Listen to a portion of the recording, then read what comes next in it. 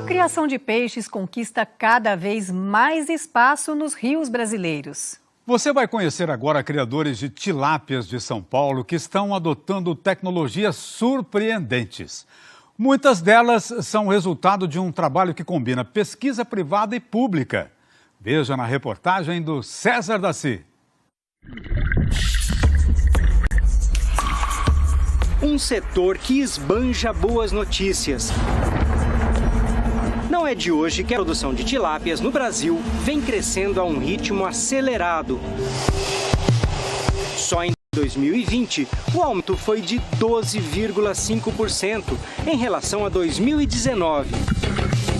O principal motivo ano passado é o que a gente chama de impacto positivo da pandemia no nosso negócio. E em 2021, nós teremos também um crescimento de 2 dígitos superior a 10%, ou seja, esse crescimento significativo continua nos dias de hoje.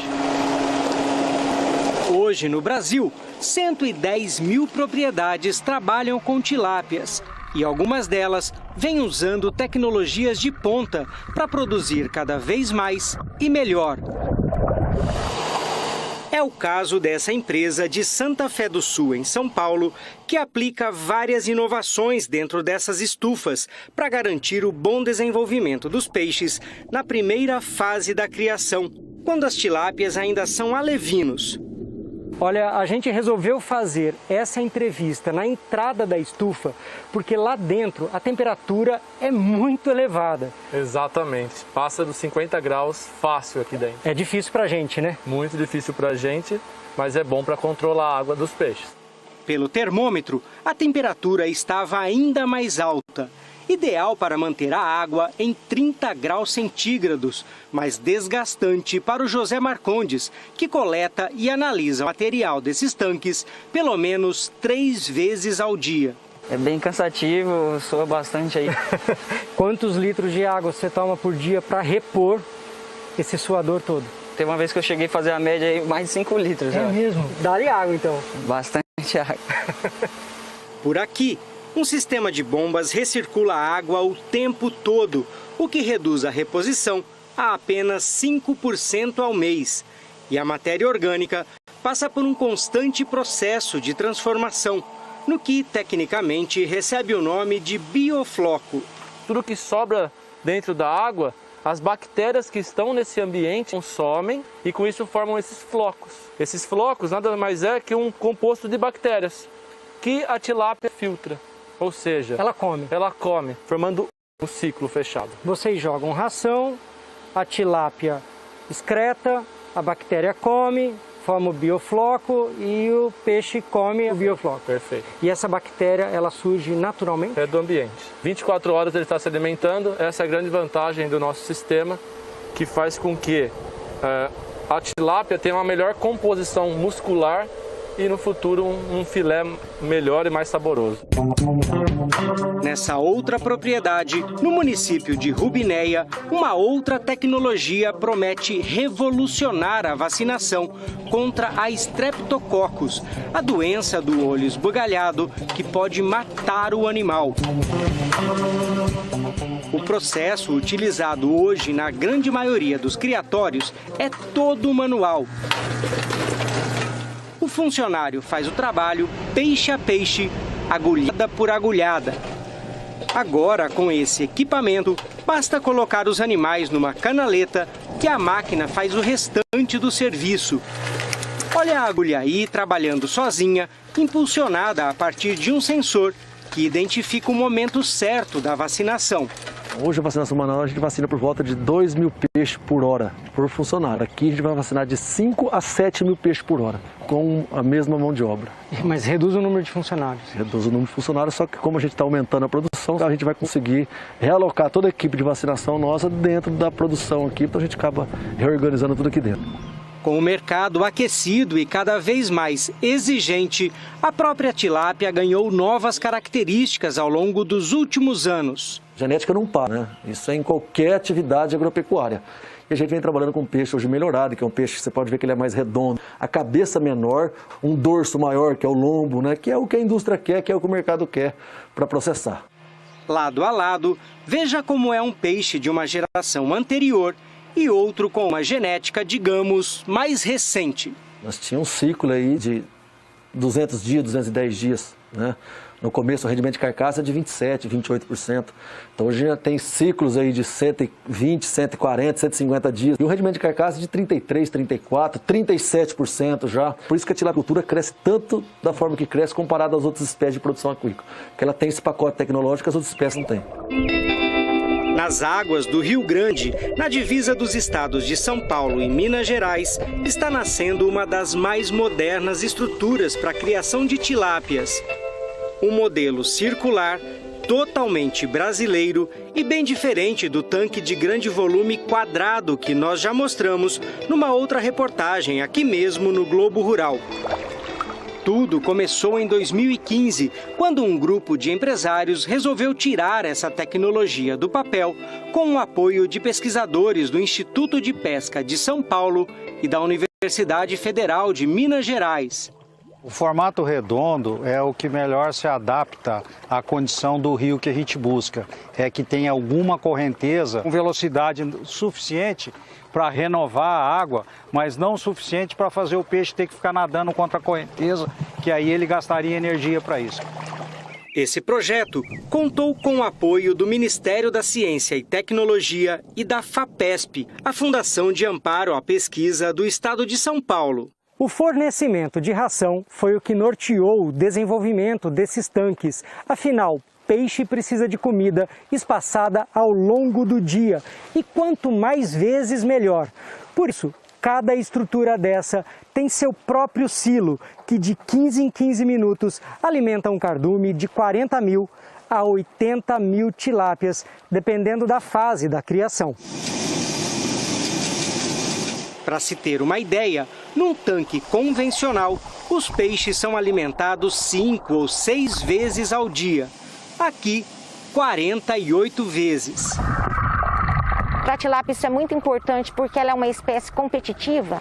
Então, como essa frequência alimentar ela é maior, isso oferece um bem-estar maior para o peixe. Consequentemente, você vai ter lotes uniformes. Tem outra vantagem também, que foi a diminuição da gordura visceral. No caso desse viveiro, ela caiu de 7% para 3%. Que é uma gordura não desejável. Não desejável. Cada silo tem capacidade para armazenar 1.200 quilos de ração.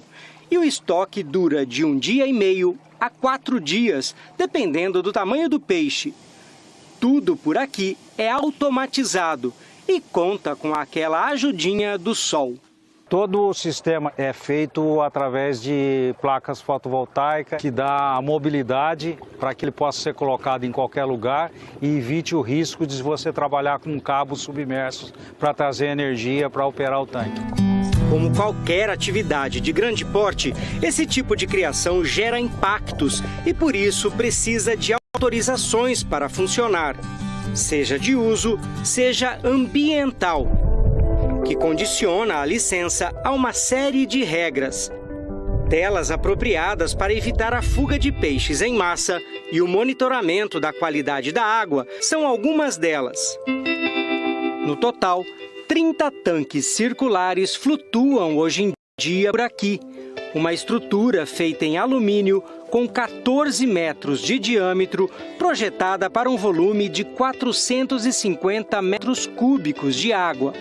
Veja aí como é a divisão. De baixo para cima vem os tambores, depois tem uma tela de fundo, que é o fundo do tanque, depois tem 4 metros de telas laterais, certo? Que é a profundidade de água, depois ainda tem uma borda livre de 80 centímetros a 1 metro, é onde o pessoal anda em cima e em volta do tanque normalmente. E por fim o silo, que está a uns 2 metros da água. O formato redondo foi inspirado numa experiência fora d'água. A gente já trabalhou com pecuária de boi de corte e nas fazendas onde a gente operava, tem um curral que ele é de um formato circular e opera com sistemas de porteira para deslocar o gado para um curral, para um outro, para o caminhão. E aí vocês adaptaram para o peixe? Nós viemos para o peixe e trouxemos essas ideias do bovino para o peixe. Dentro desse conceito, foi instalado um sistema com 2 porteiras, pensado para facilitar o trabalho da despesca. Para fazer a retirada do peixe de um tanque desse, o sistema constitui em usar as porteiras que rodam, a gente chama isso de redondel. A movimentação de uma das porteiras encurrala os peixes para um lado, deixando o restante do espaço livre. E em seguida você introduz um tanque de forma triangular. É um pedaço de pizza. É um pedaço de pizza. Por isso a gente chama tanque fatia de pizza. Daí basta abrir as telas laterais para que os peixes entrem no tanque fatia. E faz o arrastamento dos peixes para o interior desse tanque. Esse trabalho de movimentação da porteira demora quanto tempo? Olha, normalmente umas 2 horas. Não pode ser rápido? Não, não pode ser rápido. O processo é lento, ela é puxada com uma corda manualmente e você vai arrastando, conduzindo o cardume de peixe de forma tranquila, sem causar muito estresse, tumulto no cardume. Se o pescador precisa de paciência, o piscicultor também. Sem dúvida, muito bem colocado, sem dúvida. Com os peixes engaiolados, basta arrastar o tanque fatia até a margem e finalizar a despesca. Ficou impressionado com o que viu até agora, pois o tanque circular ainda reserva mais curiosidades. Note que o piso que rodeia todo o tanque flutua com a ajuda de garrafas PET vazias, encaixadas e amarradas de cabeça para baixo. São 4.000 unidades em cada tanque e ela tem um efeito de amortecimento. Por isso que tem onda do lado de fora e a superfície da água no interior do tanque é praticamente plana, sem efeito de onda. Isso ajuda na criação, porque como o tanque fica estável, ele não tem movimentação da tela. E quando os tanques têm movimentação da tela por causa de onda, o peixe, a hora que encosta na tela, ele perde o muco, que é a maior proteção dele contra a entrada de doenças. Enquanto as garrafas PET reduzem a ondulação dentro do tanque, boa parte da estabilidade da estrutura vem dos tambores que ficam lá no fundo. E são esses mesmos tambores que têm um papel fundamental na hora da manutenção, depois de cada ciclo de produção. Veja que impressionante! São eles que fazem o tanque ficar inteiro fora d'água. Na posição de criação de cultivo, ele está com os tambores cheios d'água. Quando você insere o ar, injeta o ar dentro desses tambores, você expulsa essa água, porque a pressão do ar é maior do que a pressão da água. A hora que o ar entra, esse tanque boia. Na verdade, a gente não inventou esse processo. É um processo físico que é usado na imersão e na emersão do submarino. E isso barateia demais o processo, né? Caso contrário, você teria que fazer isso dentro da água. Com mergulhadores? Com mergulhadores, com bomba apropriada para trabalhar dentro da água. É uma mão de obra cara, porque é especializada, e a gente fazendo fora d'água é um processo natural, sem precisar entrar dentro d'água. Quando o serviço acaba, é só inverter o processo e afundar o tanque novamente. Você abre os registros de ar, o ar começa a sair e a água entrar. Consequentemente, ele vai abaixando por causa do peso, ele desce até a posição de cultivo. Está pronto para receber os peixes. Pronto para receber os peixes. De quanto foi o investimento público nesse projeto? Até o momento foi R$1.700.000. E qual foi a contrapartida da empresa? A contrapartida da empresa da ordem de R$15 milhões até o momento. O nosso pensamento é que a pesquisa ela deve caminhar junto com o setor produtivo, porque quando há esse relacionamento, há ganhos para todos os lados. São trocas de informações, também diversificando proteína, não só comendo frango, carnes de bovino e suíno, mas também colocando pescado ao nível dessas outras proteínas.